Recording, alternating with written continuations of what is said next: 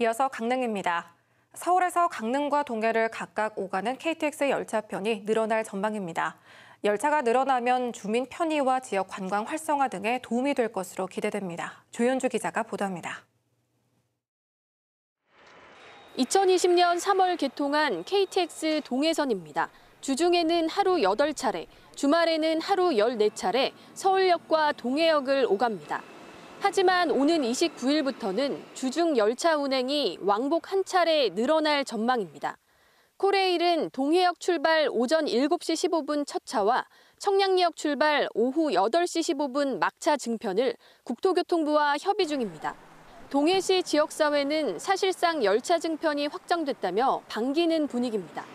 KTX 동해선 증차는 강원 남부권 관광객 증가에 대응하고 우리 지역과 경북 북부권 지역민들이 삶의 질을 높이고 지역 발전에 큰 힘이 될 것으로.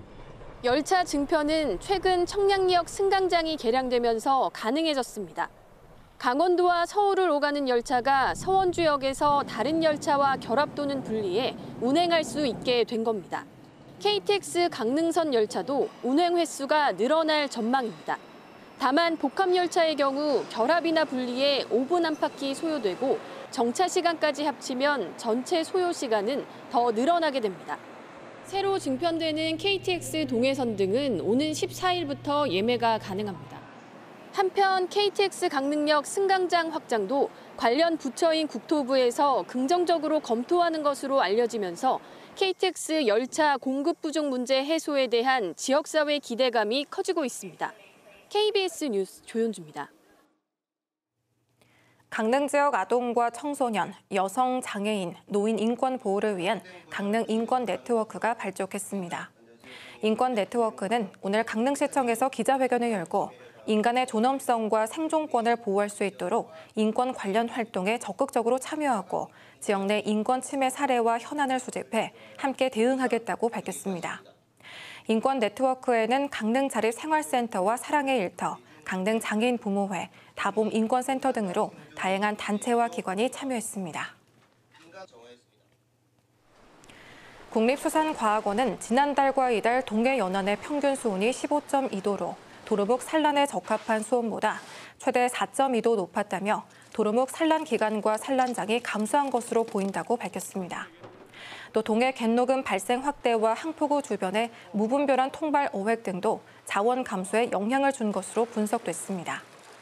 수산과학원은 도루묵을 자원회복 중점 연구종으로 선정해 자원 조사와 종자 생산 등을 추진할 방침입니다. 아리랑 가사가 전해지는 정선 아우라지에 전통 방식의 섭다리가 조성됐습니다. 정선군은 최근 한강 수계 송천과 골지천이 만나는 아우라지에 통나무 기둥에 솔가지와 흙을 덮는 방식으로 길이 120m, 폭 1.5m 규모의 전통 섭다리를 설치했다고 밝혔습니다. 아우라지 섭다리는 수량이 줄고 하천폭이 좁아지는 시기인 매년 초겨울부터 이듬해 3월까지 설치돼 지역민의 통행로 역할을 하게 됩니다. 동해시가 수돗물의 유충이 유입되는 걸 차단하기 위해 소형생물 대응 사업을 추진합니다. 소형생물 대응 사업에는 사업비 2억 5천여만 원이 투입돼 쇠운 정수장 등 지역 정수지와 배수지 8곳에 유충 유입을 차단하는 미세 여과망 등을 다음 달까지 설치합니다.